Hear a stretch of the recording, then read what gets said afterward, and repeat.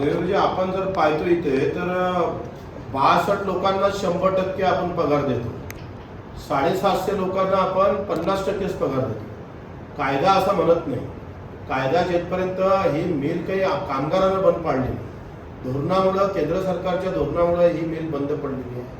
आणि मग ते दायित्व त्या मिल मालकाचं अर्थात त्या टेक्स्टाईल कंपनीचं आहे, त्या केंद्र सरकारचं हे दायित्व आहे.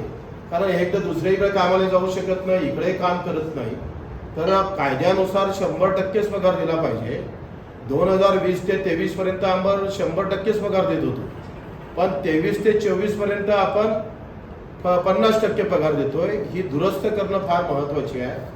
मिल सुरू करण्यासाठी आपण ज्या पद्धतीनं पुढाकार घेतला, तो पुढाकार घेऊन 20 कोटी रुपयात हा रोटिंग निधी जर सुरू झाला तर मला वाटते एकदम ही मिल त्या आहे त्या नफ्यावर चालू शकतं. आपण जर पाहिलं तर अमरावती गोर्स cooperative spinning mill Gopalnagar, Vijay mill Badnera, दर्यापूरची सूतगिरणी, ह्या सगळ्या मिल अमरावतीतल्या बंद झाल्या. टेक्स्टाईल झोन आपण डिक्लेअर केलं असताना हे विदर्भ मिल बंद होणं हे मला वाटते खूप त्या भागातल्या लोकांसाठी खूप अडचणीचा विषय आहे. तुम्ही मुख्यमंत्री असताना देवेंद्रजी आपण निर्णय घेतला होता का मुंबईतल्या कामगारांसाठी जे धोरण आपण हाऊसिंगसाठी स्वीकारलं तेच धोरण नागपूर किंवा विदर्भातल्या कामगारांसाठी स्वीकारलं.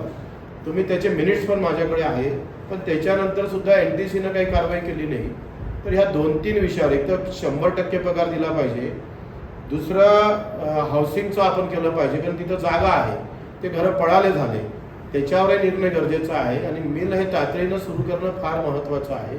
तुम्ही पुढाकार घेतला तर मला वाटतं याच्यात काही सुरू होणार नाही असं हे आमचा विश्वास आहे. आपण तेवढं केलं तर बरं होईल.